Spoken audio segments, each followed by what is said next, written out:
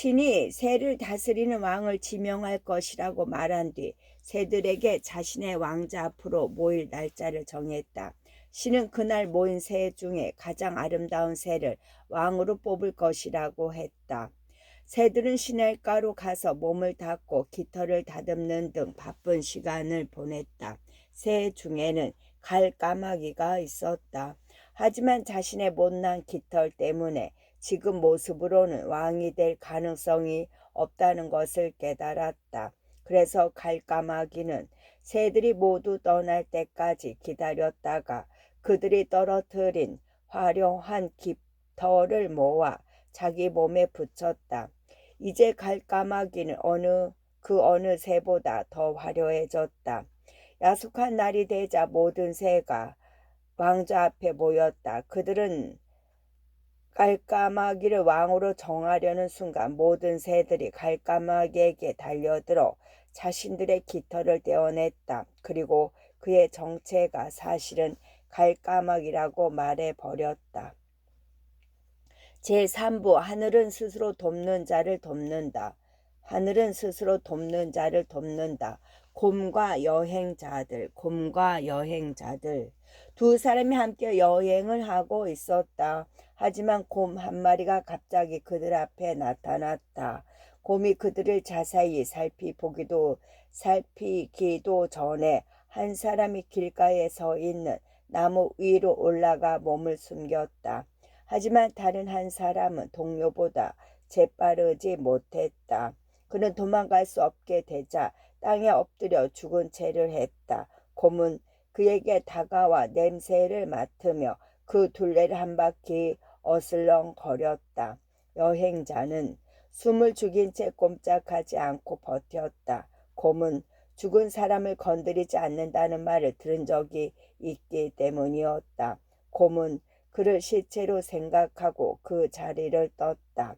곰이 사라지자 나무에 올라갔던 여행자가 내려와서 다른 이에게 아까 곰이 뭐라고 속삭인 것이냐고 물었다. 그 여행자의 대답은 이러했다. 위험 앞에서 친구를 버리고 도망치는 사람하고는 두 번 다시 함께 여행을 하지 말라고 조언하더군. 부르는 우정의 진심을 시험한다. 나귀와 외환견. 나귀와 개를 키우던 사람이 있었다. 나귀는 많은 귀리와 건초를 먹고 외양간에서 잠을 잤다. 나귀로서는 그 나귀 부럽지 않게 편안한 삶을 살았던 셈이다. 개도 주인의 사랑을 듬뿍 받았다. 주인은 개를 자신의 무릎에 앉혀 자주 쓰다듬어 주었고 외식을 할 때면 개에게 주기 위해 남은 음식을 집으로 싸오곤 했다. 그럴 때마다 개는 돌아오는 주인을 마중하기 위해 달려나갔다. 사실 나귀는 곡식을 나르고 빻거나 농장의 짐을 나르는 등 하는 일이 많았다. 나귀는 자신의 힘든 생활과 개의 편안한 생활을 비교하며 개를 질투하게 되었다. 마침내 나귀는 고삐를 끊고 주인이 식탁에 막 앉았을 때 집 안으로 뛰어들었다. 그리고 집안을 날뛰며 신나게 뛰어놀았다.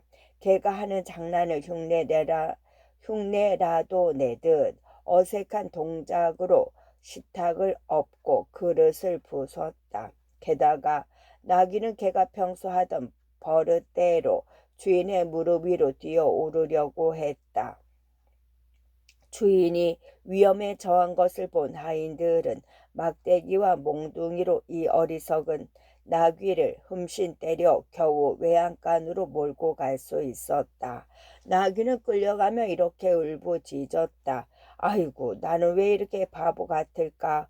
어째서 나의 점잖은 모습에 만족하지 않고 작은 개의 우스꽝스러운 행동을 흉내내고 싶어 안달했던 것일까? 생쥐와 족제비들. 생쥐와 족제비 사이에 전쟁이 자주 벌어졌다. 하지만 생쥐들은 항상 적고 많은 생쥐가 족제비들에게 죽임을 당했다. 그래서 생쥐들은 해위를 소집하고 한 늙은 쥐가 일어나 말했다. 우리가 항상 지는 것은 당연하다. 우리는 들판에서 전투를 계획하고 지도할 장군이 없지 않은가. 생쥐들은 이 충고에 따라 가장 체격이 좋은 생쥐를 장군으로 뽑고 일반 병사와 구별하기 위해 큰 집으로 만든 깃이 달린 모자를 주었다. 승리를 확신한 생쥐들은 전쟁터로 나갔다. 하지만 그들은 이번에도 전쟁에서 지고 말았다. 그들은 서로 앞다퉈 굴로 되돌아왔다. 모두 안전하게 돌아왔지만 장군 지들은 모자 때문에 미처 굴로 들어가지 못한 채 쫓아오던 족제비에게 희생되었다. 높은 자리에는 그에 따른 어려움이 주어진다. 사자와 야생나귀, 사자와 야생나귀. 사자와 야생나귀가 함께 사냥을 나갔다. 야생나귀가 빠른 속도로 먹이를 덮친 뒤 사자가 나타나 그 먹잇감을 죽이는 것이 계획이었다. 그들은 엄청난 먹잇감을 잡았다. 그 먹이를 나누어야 할 상황이 되자 사자가 먹이를 정확히 3등분하며 이렇게 말했다. 나는 짐승의 왕이니 첫 번째 덩어리를 가져가지. 그리고 둘째 덩어리도 가지겠소. 너의 동업자로서 나머지 반을 차지할 자격이 있으니까 말이야. 그리고 저 세 번째 덩어리. 너는 저 세 번째 덩어리를 포기하고 빨리 여기를 뜨는 게 좋을 거야. 그렇지 않으면 네가 어떻게 될지 모르니까 말이야. 힘이 곧 정의이다. 고양이와 수탉, 고양이와 수탉. 고양이가 수탉에게 달려들어 잡아먹으려고 했다. 하지만 고양이는 평소 닭을 먹지 않았기 때문에 적당한 핑계를 찾아야만 했다. 생각 끝에 고양이가 이렇게 말했다. 너는 밤에 우니까 사람들의 잠을 방해하는 동물이야. 그러니 내가 너를 없애는 게 좋겠지. 그러자 수탉이 이렇게 자신을 변호했다. 자신은 사람들이 일어날 시간에 맞춰 그날 일을 시작하도록 돕기 때문에 사람들이 자기 없이는 살 수 없다고 말이다. 하지만 고양이는 이렇게 대답한 다음 수탉을 잡아먹어 버렸다. 그럴지도 몰라. 하지만 사람들이 너 없이 살든 못 살든 간에 어쨌든 나는 먹지 않고는 못 살겠지. 좋은 핑계가 있건 없건 악당은 어쨌든 범죄를 저지른다. 의사가 된 구두수성공, 의사가 된 구두수성공. 자신의 직업으로는 많은 돈을 벌 수 없다고 생각한 구두수성공이 있었다. 그에게는 기술이 뛰어나지 않았기 때문이다. 갑자기 그는 구두 고치는 일을 포기하고 의사 생활을 시작했다. 그는 모든 독에 대해 면역과 해독이 되는 약을 만드는 비법을 알고 있다며 떠벌리고 다녔다. 스스로 자랑하는 이런 재능 덕에 그는 크게 유명해졌다. 어느 날 그가 큰 병에 걸렸다. 왕은 그 돌팔이 의사가 평소 하던 말이 진실인지 확인할 수 있는 좋은 기회라고 생각했다. 그래서 물 한 컵을 가져오라 하여 물에 독을 타는 척을 했다. 그리고 그가 만들었다던 해독제를 섞은 다음 그에게 마셔보라고 명령했다. 구두수성공은 자신이 죽게 될까봐 겁을 먹고 사실은 자신이 약에 대해 아무것도 모르며 해독제는 거짓이라고 실토했다. 국왕은 신하들을 불러 모은 후 다음과 같이 말했다. 세상에 어찌 그렇게 어리석을 수가 있단 말이냐. 이자는 사람들이 구두를 맡기지 않는 구두수성공이었다. 그런데도 너희는 그에게 목숨을 맡겨왔단 말이냐. 삽을 잃어버린 사내, 삽을 잃어버린 사내.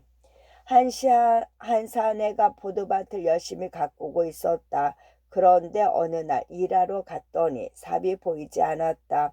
그는 하인 중 하나가 훔쳐갔을지도 모른다고 의심했다. 하인들에게 일일이 물어보았지만 모두 자신이 훔치지 않았다고 말했다. 하지만 사내는 그 말을 믿지 못했다. 그래서 그들에게 도시로 가 그곳에 사원에서 결백을 맹세하고 돌아오라고 명령했다. 사내는 단순한 시골신을 믿지 않았다. 도시의 신이라면 지혜가 깊고 능력이 뛰어날 것 같았고 도둑이 도시의 신을 무시할 수 없을 거라 생각했다. 사내와 하인들이 그 도시에 도착했을 때 어디선가 이런 소리가 들렸다. 사원에서 무언가를 훔친 도둑을 신고하면 상을 내리겠다는 관리의 외침이었다. 사내는 이렇게 생각했다. 이럴 수가. 다시 집으로 돌아가는 게 낫겠소. 도시의 신조차 자신의 사원에서 도둑질한 놈을 찾을 능력이 없다는 거잖아. 그런데 그들이 내 삽을 훔쳐간 범인을 말해 줄 수 있을 리가 없지. 한 마부가 짐을 가득 싣고 진흙길을 따라 마차를 몰고 가던 중 제목은 마부, 바퀴가 진흙에 깊이 박혔다. 그런데 말들이 아무리 애를 써도 마찬가지 꼼짝하지 않았다. 마부는 마차 움직이기를 포기하고 길가에 선 채 신에게 도와달라고 외쳤다. 드디어 시인이 직접 나타나 이렇게 말했다. 여보게, 네 어깨를 바퀴에 대고 말을 막대기로 찌르기라도 해보고 난 후 신에게 도와달란 부탁을 해야지. 자기 스스로를 돕기 위해 아무 노력도 하지 않는다면 나는 물론이고 그 누구도 너를 돕지 않을 거야. 하늘은 스스로 돕는 자를 돕는다. 숫사슴과 사자, 숫사슴과 사자. 숫사슴 한 마리가 사냥개를 피해 동굴로 들어왔다. 숫사슴은 그곳에서 사냥개로부터 안전하기를 바랐다. 하지만 불행하게도 그 굴에는 사자 한 마리가 살고 있었고 사자는 사슴을 손쉽게 잡아먹을 수 있었다. 아, 불행한 나의 인생이여. 개를 피해 달아난다고 사자의 소나기로 들어와 버렸네. 하늘을 피해 다른 것을 선택했으나 그 자선책이 더 좋지 않을 수도 있다. 늙은 사냥개, 늙은 사냥개. 몇 년 동안 많은 사냥감을 쫓으며 주인을 위해 봉사했던 사냥개가 이제는 늙어 힘도 빠지고 속도도 떨어지기 시작했다. 어느 날 사냥을 나갔을 때 주인이 사냥개에게 멧돼지를 쫓아가라고 명령했다. 사냥개는 멧돼지의 귀를 물었지만 이빨이 없었기 때문에 계속 물고 있을 수 없어 결국 놓치고 말았다. 주인이 사냥개를 호되게 꾸짖자 사냥개가 주인에게 이렇게 대꾸했다. 제 의지는 예전이나 지금이나 똑같습니다, 주인어른. 하지만 몸이 이렇게 늙어 약해졌지요. 지금의 저를 욕하지 마시고 지금까지 제가 했던 일을 좀 칭찬해 주십시오. 종달새와 농부, 종달새와 농부. 종달새 한 마리가 옥수수밭에 보금자리를 만들고 익어가는 곡식 밑에서 새끼를 키우고 있었다. 새끼의 깃이 완전히 자리 잡기 전에 어느 날 농부가 자신이 수확하게 될 곡식을 확인하러 왔다가 빠르게 익어가는 것을 보고 이렇게 말했다. 유색의 우리 밭에 곡식을 수확할 때 좀 도와달라고 해야겠다. 새끼 종달새 한 마리가 그 말을 엿듣고 매우 놀라 어미 종달새에게 빨리 이사하는 것이 좋지 않겠느냐고 물었다. 서두르지 않아도 돼. 다른 사람이 도와줄 것을 바라는 사람은 무엇을 해도 시간이 걸려. 어미의 대답이었다.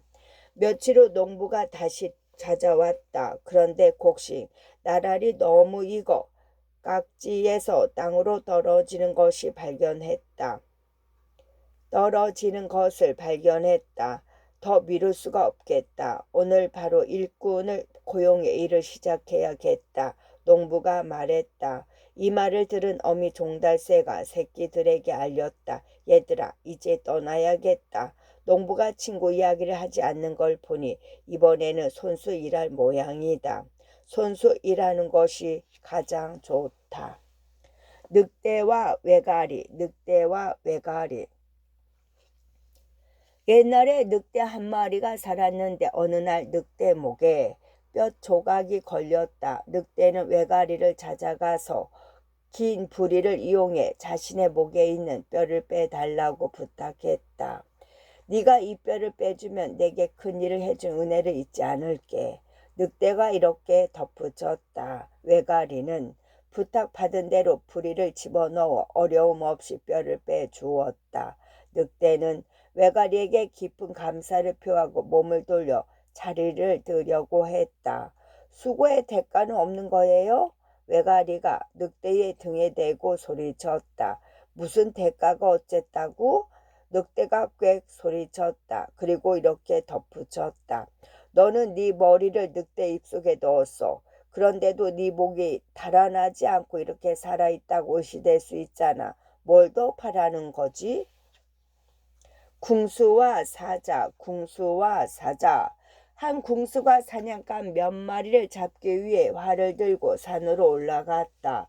사자를 제외한 모든 동물이 궁수를 보자마자 도망치기 바빴다. 사자는 자리를 떠나지 않고 궁수에게 대결을 정했다. 하지만 궁수는 곧 화살로 사자를 쏘아 맞췄다. 자, 봐라. 나의 심부름꾼이 어떤 일을 할 수 있는 건지 봤지? 거기 꼼짝 말고 있거라. 이제 내 손으로 널 잡을 차례다. 궁수가 말했다.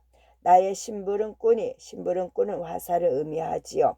하지만 사자는 화살을 맞자마자 고통을 느끼고 도망치기 시작했다. 이 모든 상황을 보고 있던 여우가 사자에게 말했다. 이봐요. 겁쟁이처럼 굴지 마요. 왜 끝까지 맞서 싸우지 않는 거죠? 그런 말을 하지 마. 심부름꾼이 저렇게 무서운데 그 주인은 저 인간은 얼마나 대단한 놈이겠어. 멀리서도 해를 끼칠 수 있는 자와는 멀리 떨어져 있는 게 낫다. 멀리서도 해를 끼칠 수 있는 자와는 멀리 떨어져 있는 게 낫다. 대머리 사냥꾼, 대머리 사냥꾼. 머리카락이 모두 빠진 남자가 가발을 쓰기 시작했다. 어느 날 사냥을 나갔는데 바람이 거세게 불어 그의 모자가 날려버렸다. 사냥이 재미있어질 무렵 가발이 바람에 날아가 버린 것이다. 남자는 농담을 섞어 이렇게 말했다. 아, 하긴 가발을 만든 머리카락은 전 주인의 머리에도 박혀 있지 못하던 녀석이니까 내 머리에도 붙어 있으려 하지 않는 것이 당연한 일이지. 황소와 굴대, 황소와 굴대. 황소 두 마리가 짐 가득 실은 마차를 끌고 대로를 걸어가고 있었다. 그들이 멍에 소가 달구지나 쟁기를 끌 때 목에 거는 막대기, 멍에를 메고 끌고 당기며 움직일 때 굴대는 삐걱대며 시끄러운 소리를 냈다. 소들은 이 소리를 견딜 수 없었다. 화가 난 소가 고개를 돌리며 이렇게 말했다. 거기 너희 일은 우리가 하고 있는데 대체 너희가 왜 그렇게 시끄럽게 구는 거야? 고생은 제일 적게 하는 자들이 불평은 가장 많이 하는 법이다. 말을 탄 사람, 자신이 말을 잘 탄다고 착각하던 젊은이가 있었다. 그는 절대로 길들이지 않아 다루기 힘든 말을 탔다. 안장에 사람의 무게가 느껴지자 맞아 말은 날뛰며 뛰쳐나갔고 젊은이는 말을 멈출 방도가 없었다. 굉장한 속도로 멀어지는 젊은이를 보며 그의 친구가 이렇게 소리쳤다. 그렇게 급히 어딜 가는 거야? 몰라. 말에게 물어봐. 젊은이가 말을 가리키며 대답했다. 피리부는 어부, 피리부는 어부. 피리부는 어부가 그물과 피리를 가지고 바닷가로 갔다. 그리고 뛰어나온 바위에 서서 연주를 시작했다. 자신의 음악으로 물고기가 물 밖으로 나오게 하려는 계획이었다. 하지만 연주가 계속되어도 물고기는 한 마리도 나타나지 않았다. 결국 어부는 피리를 땅에 던져 놓고 바닷속으로 그물을 던져 넣었다. 곧 그물 한가득 물고기가 올라왔다. 물으로 끌려 나와 바닥이는 물고기를 보며 어부가 외쳤다. 대끼 나쁜 놈들. 내가 피리를 불 때는 춤추려 들지 않더니 내가 풀이를 풀지 않아도 잘만 춤추는구나. 매와 솔개와 비둘기들, 매와 솔개와 비둘기들. 한 비둘기장에 사는 비둘기들이 솔개에게 괴롭힘을 당하고 있었다. 솔개는 가끔씩 내려와 비둘기 식구 중 하나를 잡아갔다. 그래서 비둘기들은 적으로부터 자신을 보호하기 위해 매를 비둘기장으로 불러들였다. 하지만 비둘기들은 곧 자신이 얼마나 멍청한 짓을 한 것인지 깨달았다. 매는 솔개가 1년 동안 죽일 비둘기의 수보다 더 많은 비둘기를 단 하루 만에 죽여버렸다. 사자를 모시던 여우, 사자를 모시던 여우. 사자를 모시는 여우가 있었다. 여우는 사자가 사냥을 나갈 때마다 먹이를 발견했고 사자는 그 먹이를 죽였다. 그들은 그것을 나누어 먹었다. 사자가 항상 훨씬 더 큰 몫을 차지하고 여우는 작은 몫을 받았다. 여우는 이 점에 불만을 품고 있었다. 여우가 독립하기로 결심하고 시험 삼아 양떼의 어린 양을 훔쳤다. 그런데 목동이 여우를 발견하고 개를 시켜 그를 쫓았다. 여우는 사냥감 신세가 되어 곧 개들에게 잡혀 죽고 말았다. 위험에 따르는 자유를 택하는 것보다 안전이 보장되는 노예가 낫다. 나귀와 노새, 나귀와 노새. 한 남자가 나귀의 노새를 한 마리씩 갖고 있었다. 어느 날 그는 두 가축의 등에 짐을 가득 싣고 여행을 떠났다. 나귀는 평탄한 길에서는 잘 걸었지만 길이 험한 곳을 지날 때는 숨도 못 쉴 정도로 힘들어했다. 결국 주인은 노새에게 나귀의 짐을 덜어주라고 부탁했다. 하지만 노새가 이를 거절하는 것이 아닌가. 결국 나귀는 완전히 달진에 쓰러졌고 험한 낭떠러지로 떨어져 죽고 말았다. 주인은 절망했지만 다시 정신을 차리고 나귀에게 실었던 짐을 노새의 짐과 합쳐 실었다. 그리고 죽은 나귀의 가죽을 벗겨 그 가죽 또한 2배로 늘어난 짐 위에 얹었다. 노새가 불어난 짐을 간신히 버티며 고통스럽게 걸음을 옮겼다. 다 내 탓이다. 처음에 나귀를 도와주었더라면 이렇게 그의 짐과 가죽까지 지고 가는 일은 없었을 테니까. 사냥개와 산토끼, 사냥개와 산토끼. 한 사냥개가 산토끼를 쫓아 잡을 다음 이빨로 물었다. 그런데 잠시 후 토끼를 놔주고 신이 난다는 듯 껑충껑충 뛰며 돌아다니기 시작했다. 어리둥절해진 산토끼가 물었다. 너의 진짜 모습이 뭐야? 네가 나의 친구라면 왜 나를 문 거지? 그리고 만약 네가 적이라면 왜 나와 함께 뛰노는 거지? 이중적인 모습을 보이는 자는 친구가 아니다. 두 개의 항아리, 두 개의 항아리, 두 개의 항아리가 있었다. 하나는 질그릇이고 다른 하나는 녹그릇이었다. 이 두 개의 항아리가 홍수가 난 강물 위로 떠내려가고 있었다. 녹그릇 항아리는 옆 항아리에게 자신이 보호해 주겠다며 자기 곁에 있으라고 우겼다. 질그릇 항아리는 그에게 고맙다고 말했지만 제발 자기 가까이 다가오지는 말라고 애원했다. 질그릇이 말했다.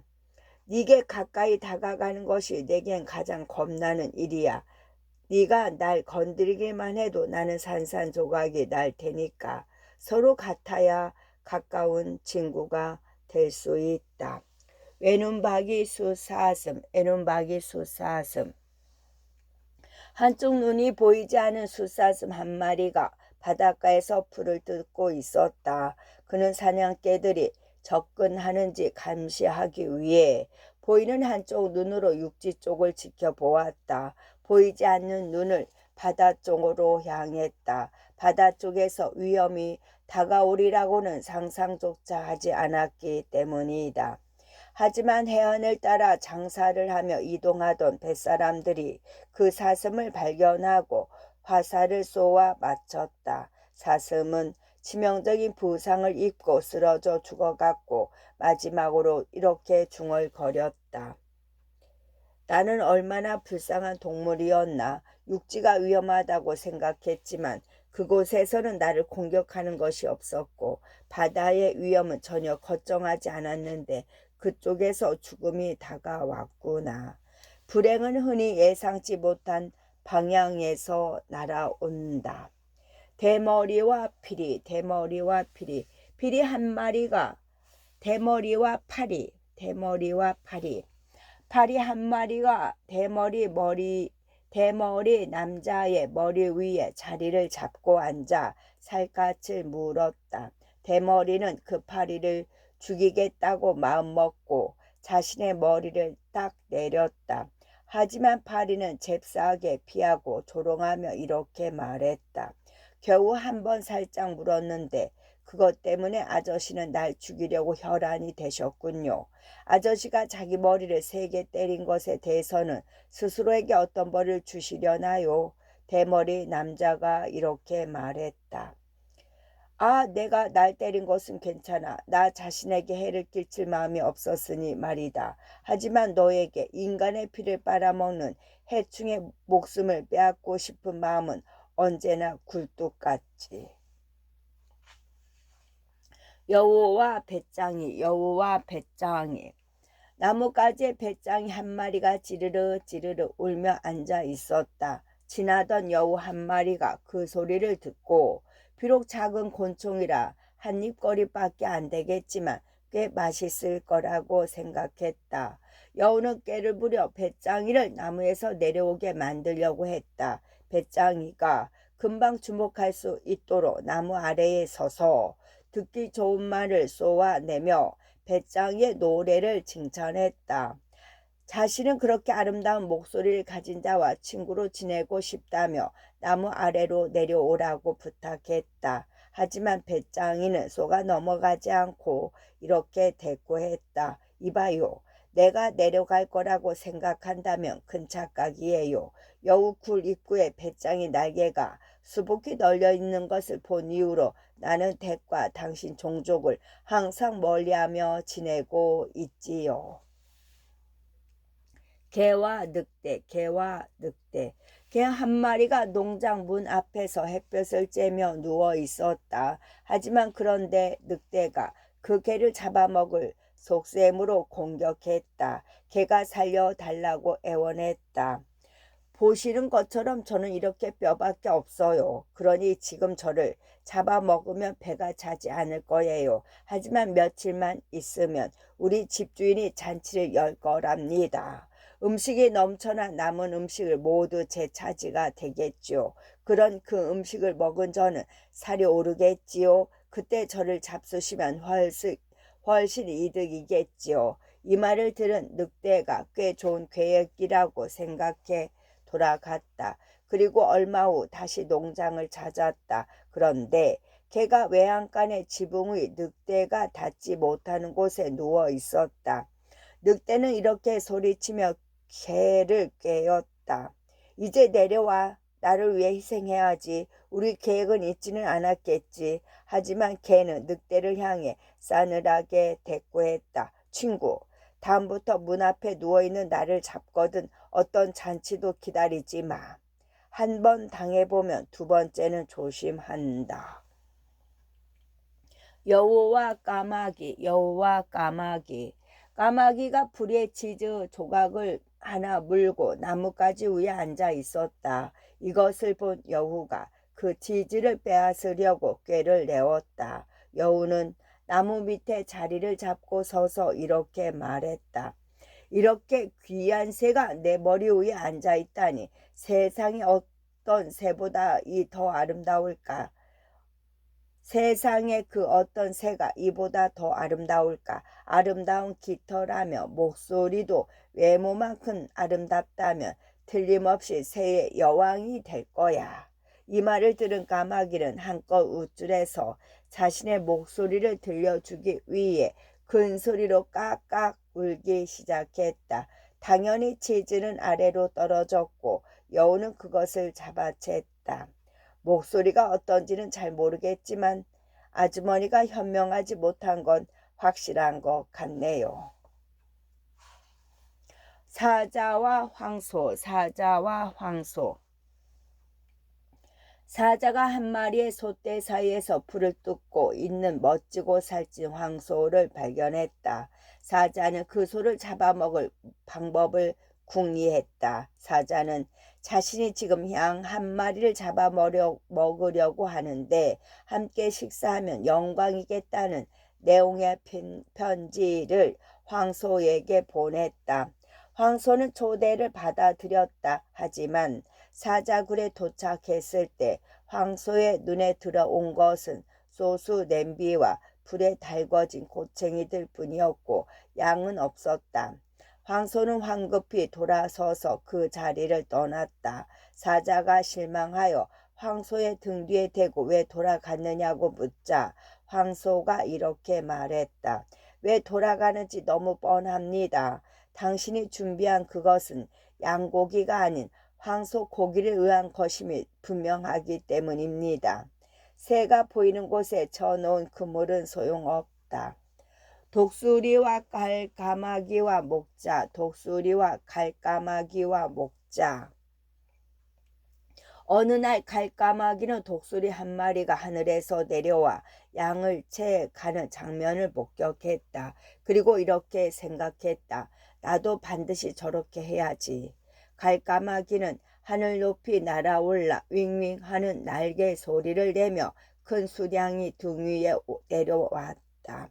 하지만 등 위에 내려앉자마자 그의 발톱이 양털과 뒤엉켜 버리고 말았다. 갈까마귀는 날개를 퍼덕이며 날아가려고 노력했지만 상황은 더 나빠지기만 했다. 한 목자가 다가와 말을 걸었다. 오호, 그렇게 하려고 했던 모양이 말이지. 목자는 갈까마귀를 손으로 붙잡아 날개를 자르고 집으로 가져가 어린 자식들에게 주었다. 아이들은 갈까마귀 모습이 너무나 이상해 아버지에게 물었다. 아버지, 이건 무슨 새예요? 갈까마귀다. 독수리가 되고 싶었던 한낱 갈까마귀일 뿐이란다. 목자가 대답하였다. 능력에 못 미치는 일을 시도하면 헛수고일 뿐 아니라 부름과 비웃음이 따라온다. 방앗간 주인과 아들과 나귀. 방앗간 주인과 아들과 나귀. 방앗간 주인이 나귀를 팔기 위해 어린 아들과 나귀를 몰아 시장으로 향했다. 길을 가던 중 그들은 이야기를 나누는 소녀 한 무리를 만났다. 소녀들이 이렇게 소리쳤다. 바보 같아. 나귀를 타고 가면 될 텐데 이런 먼지 나는 길을 걸어가다니 말이야. 방앗간 주인은 그들의 말이 맞다고 생각하여 아들을 나귀에 태우고 자기는 나귀 옆으로 걸어갔다. 얼마 후 방앗간 주인은 옛 친구를 마주쳤다. 그들의 아버지에게 인사하며 말했다. 자네는 힘들게 걸어가고 아들은 타고 가다니 아들 버릇을 잘못 들이고 있는 거야. 아들이 걸어야지. 어린아이가 게으르면 안 되지. 걷는 것이 아들 건강에도 더 좋을걸. 방앗간 주인은 그들의 충고를 따랐다. 아들 대신 자신이 나귀 뒤에 올라탔고 아들이 뒤에서 더벅더벅 걸었다. 그런데 얼마 가지 않아 한 무리의 여인과 아들을 만났고 방앗간 주인의 귀에 그들이 하는 말이 들려왔다. 저렇게 자신만 아는 노인네가 있나? 자기는 편안하게 타고 가고 작고 어린 아이는 쫓아오게 하다니 말이야. 방앗간 주인은 아들을 자신의 뒤에 올라타게 했다. 그들은 길을 더 갔고 아버지와 아들은 여행자 몇 명을 만났다. 그들은 그 나귀가 방앗간 주인의 것인지 아니면 볼일 때문에 잠시 돈을 내고 빌린 것인지 물었다. 아버지는 자신의 나귀이며 팔기 위해 시장으로 몰고 가는 중이라고 말했다. 어머나, 사람이 무겁게 등에 올라타 있으면 저 짐승은 시장에 도착하기도 전에 지쳐 쓰러지고 그러면 아무도 사지 않을 거예요. 당신이 저걸 메고 가야 하지 않겠습니까? 그럼 어디 그렇게 해볼까요? 아버지와 아들은 밧줄로 나귀 다리를 한데 묶어 막대기에 매달고 다시 걷기 시작했다. 마침내 그들은 시내에 도착했다. 사람들이 그 모습에 어이없어 하며 구경하기 위해 몰려왔다. 그리고 웃으며 아버지와 아들을 놀려댔다. 어떤 사람들은 그들이 미쳤다고까지 했다. 그때 그들은 강 위에 놓인 다리에 도착해 있었다. 나귀가 이런 소란스런 상황에 놀랐는지 허공에 발을 차며 버둥대다가 마침내 밧줄이 끊어졌다. 나귀는 물속으로 떨어져 죽고 말았다. 운 없는 방앗간 주인은 이 일이 억울하고 창피하기도 해 얼른 발길을 돌려 집으로 돌아왔다. 방앗간 주인은 모든 사람을 만족시키려다 아무도 만족시키지 못했고 결국 나귀까지 잃고 말았다. 늑대와 개들, 늑대와 개들. 옛날에 늑대가 개들에게 말했다. 우리가 이렇게 계속 싸우는 게 이상하지 않아? 너희와 우리는 여러 면에서 굉장히 닮았잖아. 우리의 차이는 그저 누가 훈련이 되고 덜 되었는지 뿐인걸. 우리는 자유로운 삶을 누리지만 너희는 인간에게 묶여 있지. 인간은 너희를 때리고 목에 사슬을 재우고 양과 소를 감시하라고 명령하지. 너에게 먹을 것이라고 뼈다귀밖에 안 주잖아. 더는 그런 대우를 참지 말고 우리에게 양떼를 넘기는 게 어때? 그리고 함께 이 풍요로운 땅 위에서 잔치를 벌이며 살자. 순진한 개들이 이 말에 넘어가 늑대를 따라 늑대 굴로 들어갔다. 하지만 개들이 굴 안으로 깊이 들어오자마자 늑대들은 그들에게 달려들어 잡아먹었다. 배신자는 혹독한 죗값을 치른다. 여우와 사자, 여우와 사자. 사자를 한 번도 본 적이 없는 여우가 어느 날 사자를 만났다. 사자를 보자마자 너무 무서워 죽을 지경이었다. 얼마 후 여우는 사자를 다시 만났는데 여전히 무섭긴 했지만 처음 만났을 때만큼은 아니었다. 그리고 사자를 세 번째로 만났을 때는 전혀 무섭지 않아서 사자에게 다가가 마치 오랫동안 알고 지냈던 사이처럼 말을 걸었다. 나무와 도끼, 나무와 도끼. 한 나무꾼이 숲으로 들어가 나무들에게 도끼 자루로 만들 나무를 달라고 애원했다. 숲의 중요 나무들은 즉시 그의 요청을 받아 어린 물풀에 나무 한 그루를 주었다. 나무꾼은 물풀에 나무로 도끼 자루를 만들었다. 나무꾼은 도끼 자루를 만들자마자 숲속에서 가장 가치 있는 나무를 베기 위해 작업을 시작했다. 자신이 준 선물이 버리는 짓을 발견한 나무들은 울부짖었다. 이럴 수가, 이럴 수가. 실수를 저질렀어. 우리 잘못이야. 우리가 준 작은 물건이 우리에게 커다란 피해를 끼치고 있어. 물풀에 나무를 희생시키지만 않았어도 우리는 오랜 세월 굳건히 서 있을 수 있었을 텐데. 환자와 의사, 환자와 의사. 한 환자가 의사의 왕진을 받았다. 의사는 그에게 몸이 어떠냐고 물었다. 꽤 좋아요. 하지만 땀이 많이 나네요. 환자가 대답했다. 아, 그건 좋은 징조인데요. 의사가 말했다. 다음번 왕진 때 의사는 똑같은 질문을 했다. 여전히 그렇습니다. 그런데 발작처럼 오한이 나요. 한번 오한이 나면 온몸이 춥고 떨립니다. 환자가 대답했다. 아, 그건 좋은 징조입니다. 의사가 말했다. 의사의 세 번째 왕진이 시작되었고 예전처럼 환자의 상태에 대해 물었다. 몸에서 열이 많이 납니다. 환자가 대답했다. 아주 좋은 징조입니다. 아주 잘하고 계십니다. 의사가 말했다. 어느 날 환자의 친구가 문병을 와 몸이 좀 어떠냐고 물었다. 친구여, 나는 좋은 징조라는 병으로 죽어가고 있다네. 환자의 대답이었다. 개구리와 우물, 개구리와 우물. 두 마리의 개구리가 늪에서 함께 살고 있었다. 어느 더운 여름날 늪의 물이 모두 말라 버리고 말았다. 개구리에게는 습한 곳이 필요했기에 그들은 하는 수 없이 다른 장소를 찾아 떠났다. 곧 그들은 깊은 우물이 있는 곳에 도착했다. 그중 한 개구리가 우물 속을 내려다보며 동료에게 말했다. 아주 시원하고 좋은 장소인 것 같아. 어서 뛰어내려서 거기서 살자. 친구, 그렇게 서두르면 안 돼. 만약 이 우물이 지난번 늪처럼 말라버리면 우리는 어떻게 밖으로 나오지? 어깨 위에 더 현명한 머리를 얹고 있던 다른 개구리의 대답이었다. 행동하기 전에 한 번 더 생각하라. 행동하기 전에 한 번 더 생각하라. 농부와 아들과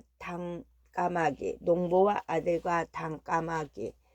한 농부가 밭에 밀을 뿌리고 가만히 지키고 있었다. 많은 당까마귀와 찌르레기들이 뿌린 곡식에 나라를 주워 먹었기 때문이다. 그와 아들은 돌을 집어들고 벌렸다. 그런데 농부가 아들에게 돌을 건네달라고 할 때마다 찌르레기가 그의 말을 알아듣고 당까마귀에게 경고해 주었다. 그들이 순식간에 날아가 버리자 농부가 이를 이상하게 여겼다. 농부는 꾀를 낸 후 아들에게 이렇게 말했다. 아들아, 내가 이 녀석들을 가만두지 않을 거야. 다음부터는 돌을 달라고 할 때 돌을 다오라고 말하는 대신 그냥 이라고만 할 테니 그 소리를 들으면 곧장 내게 돌을 건너줘야 한다. 곧 새가 떼를 지어 들어왔고 농부가 이렇게 소리를 내었다. 찌르레기는 아무 눈치도 채지 못했고 농부는 몇 개의 돌을 던져 새들을 날려보낼 수 있었다. 한 마리는 머리에 맞았고 또 한 마리는 다리에 맞았으며 다른 한 마리는 날개에 맞았다. 새들이 요란스럽게 달아났다. 새들은 허겁지겁 달아나다가 한 마리 학을 만났다. 학은 그들에게 무슨 일이냐고 물었다. 문제? 당까마귀가 되물었다. 그리고 이렇게 덧붙였다. 저 악당들이 문제지 인간 말이야. 너희도 그들 가까이 가지 마. 인간의 말은 있는 그대로 뜻이기도 하지만 때로 그 말 속에 또 다른 뜻이 있기도 하거든. 그런 제주 덕분에 방금 내 친구들이 몇이나 죽었지. 인간의 말은 있는 그대로 뜻이기도 하지만 때론 그 말 속에 또 다른 뜻이 있기도 하거든. 그런 재주 덕분에 방금 내 친구들이 몇이나 죽었지. 개미. 옛날에 개미는 인간이었다. 그들은 땅을 지배하며 살았다. 하지만 그들은 자신의 한 일의 결과에 만족하지 못하고 항상 이웃의 곡식과 과일에 눈독을 들이기 일쑤였다. 기회만 있으면 곡식과 열매를 훔쳐 자신의 창고에 쌓아두었다. 결국 그들의 욕심을 참지 못하고 분노하여 그들을 개미로 만들었다. 하지만 그들은 개미로 모습이 변했지만 본성은 그대로 남았다. 오늘날 개미들이 논밭 사이를 돌아다니며 남이 일한 결과를 모아 자신의 창고에 저장하는 이유가 그것이다. 도둑을 벌할 수는 있지만 도벽은 그대로 남는다. 아버지와 딸들. 한 남자에게 두 딸이 있었다. 한 딸은 정원사와 결혼했고 다른 딸은 옹기장이에게 시집을 갔다. 얼마 후 그는 딸들이 잘 사는지 살펴보기 위해 길을 나섰다. 먼저 정원사의 아내가 된 딸 집을 찾아갔다. 아버지는 안부를 물으며 딸과 사위의 일이 잘 되는지 물었고 딸은 그런대로 괜찮다며 이렇게 말했다. 그런데 비가 좀 많이 왔으면 좋겠어요. 정원에는 비가 많이 필요하니까요. 그가 이번에는 옹기장이의 아내가 된 딸을 찾아가 똑같이 물었다. 딸은 괜찮다고 말했지만 이렇게 덧붙였다. 비가 오지 않는 건조한 날씨가 계속됐으면 좋겠어요. 옹기를 말려야 하거든요. 그는 재미있다는 듯이 딸을 바라보며 이렇게 말했다. 너는 날씨가 가물기를 바라고 네 언니는 비를 바라는구나. 너희의 바람이 이루어지기를 하늘에 기도하마. 하지만 지금은 일단 그 얘기를 그만하자꾸나. 집나기와 야생나기와 사자. 야생 나귀는 집 나귀가 무거운 짐을 진 채 바삐 걸으며 노예처럼 일한다고 비웃었다. 내 삶에 비해 얼마나 끔찍한 삶이란 말이냐. 나는 공기처럼 자유롭고 일을 하지 않으며 야산에 올라가면 내가 먹고 싶은 풀이 널려 있지. 하지만 넌 주인이 주는 것밖에 먹지 못하는 데다 네게 매일 무거운 짐을 나르라고 시키고 널 때리기만 하잖니.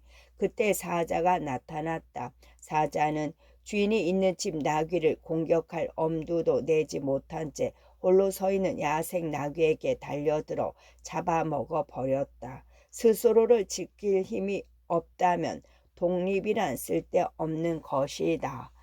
끝.